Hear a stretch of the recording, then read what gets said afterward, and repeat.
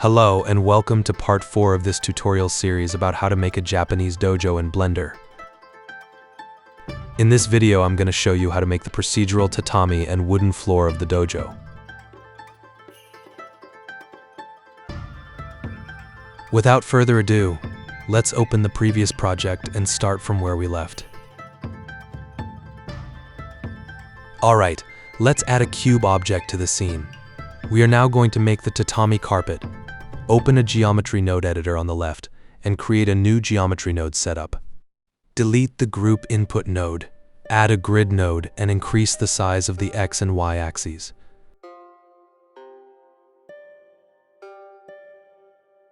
Move the plane slightly up.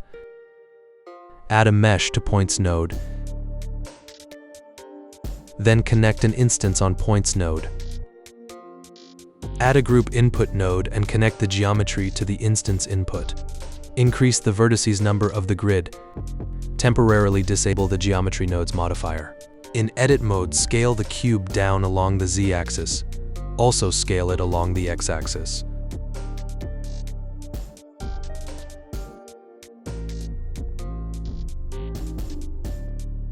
Enable back the modifier and increase the vertices of the grid.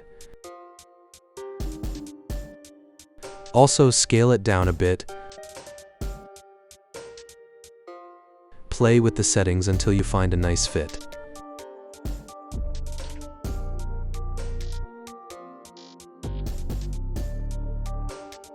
Enter edit mode to edit the single tile size like so.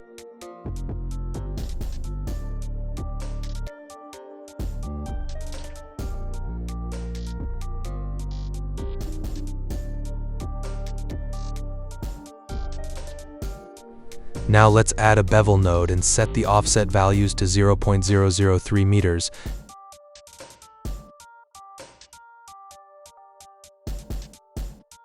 See the gap between the tiles? Let me open the reference render. Can you see the tiles are not perfectly straight and parallel?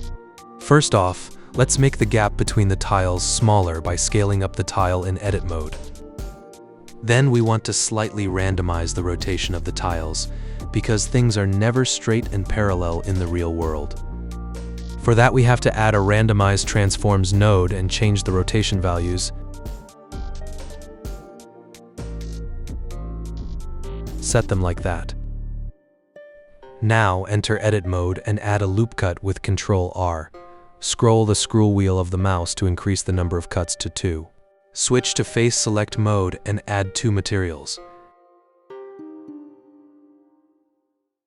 Now select the edge faces like that.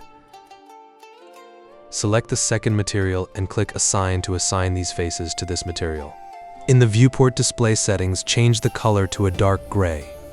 For the first color, instead set a yellow color. Enable back the modifier.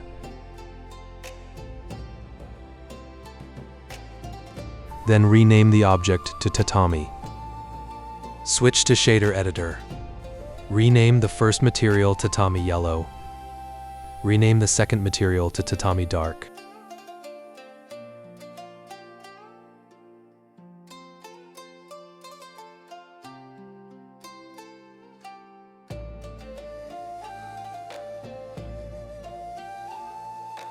Add a texture coordinates node.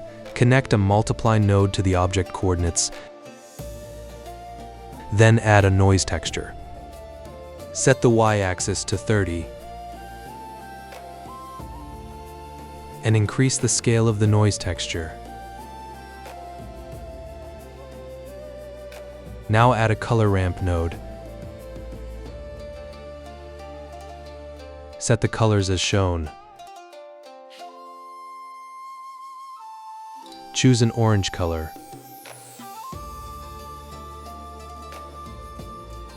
Then choose a desaturated yellow color.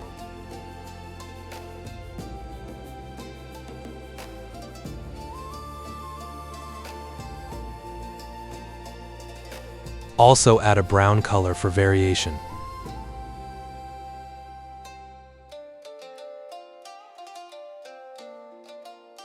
These are going to be the fabric filaments.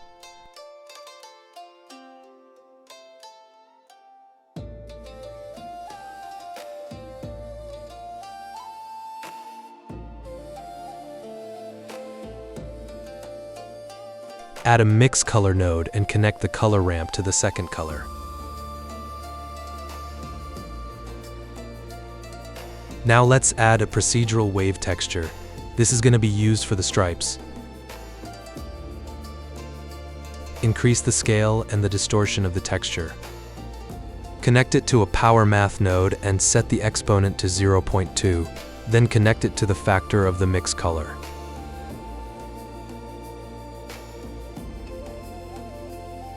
Set the first color to a dark one.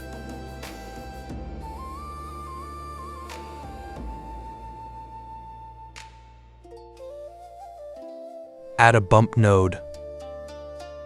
Multiply the previously created map to a low number. Then connect it to the height of the bump node. Also set the distance to 1. Then connect the output to the normal of the principled node. Also connect the color. Slightly increase the roughness of the material. Then set the sheen weight to 0.2. This simulates the look of fabric. Now we need to group all these nodes. To do so, select them all and press Ctrl G, then double-click the left button of the mouse into the canvas to exit. Rename the created node group to Fabric. Enter it. Duplicate the mix color node and connect the group input to the second color. Open the Properties panel with N. Change the color tag to Shader. Now exit and set the color to pure white. I also forgot to set the mix color to multiply. This way we get the exact map we created. Select the Tatami dark material. Add the fabric node group. Then connect it to the material output. Set the color value to dark gray. This way we are darkening the fabric material.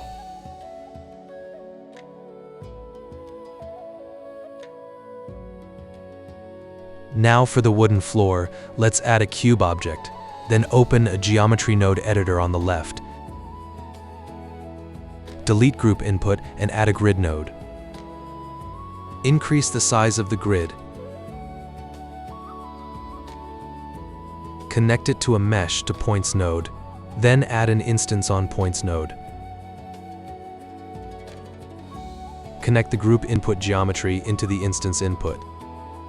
Switch to edit mode and scale the cube down along the z-axis and also along the y-axis. Kind of like that.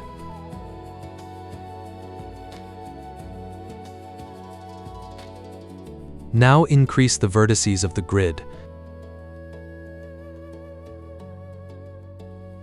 Adjust the size so the tiles fit. Like that. We have to cover the whole floor. Let's add a bevel node to the tile geometry. Set the offset of these 4 to 0.003 meters.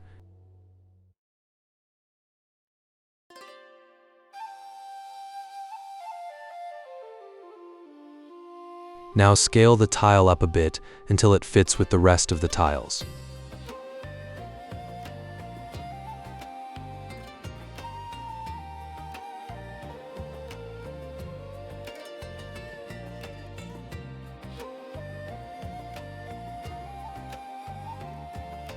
Add a randomized transforms node and change the rotation values. This allows giving the tiles some random rotation, as things in the real world are never perfectly aligned. Like that. Now switch to the shader editor. Add a new material if you haven't already. So let's select this wooden column. Select all these nodes and press Ctrl G to group them. Enter the node group by double-clicking it. Open the Properties panel with N and set the color tag to Shader. Now let's add an Add Vector node. Add a Random Object Info node and multiply it by 10. Add it back to the object coordinates. This way, every object shifts the texture a bit.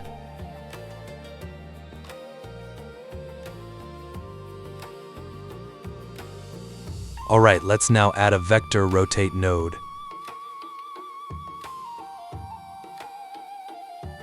Take the group input and connect a new socket into the angle input of the node. Change the axis values like that. This will allow us to control the rotation of the wood texture. Let's also add a multiply node for the roughness. Connect a new socket from the group input node. Also rename it to roughness.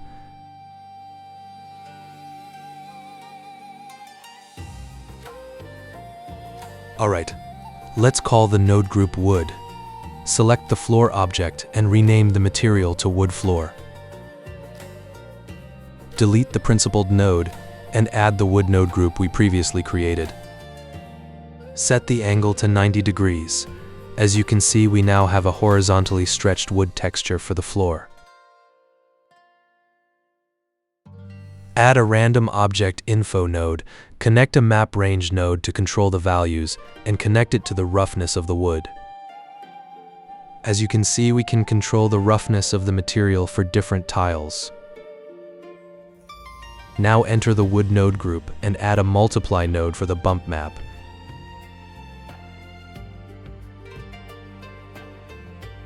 Connect a new socket and call it bump.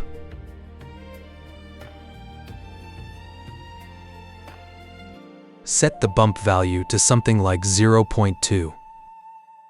Yeah, that works. As you can see, the wood is less bumpy now.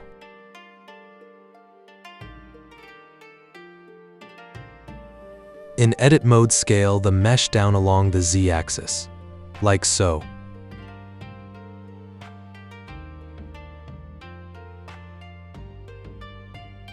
Let's select the Tatami object and fix the edges. Disable the modifier, enter edit mode and select these two faces. Then assign them to the Tatami dark material. Enable back the modifier, and here we go. Thank you for following me through to the end of this video. See you in the next one. Have fun.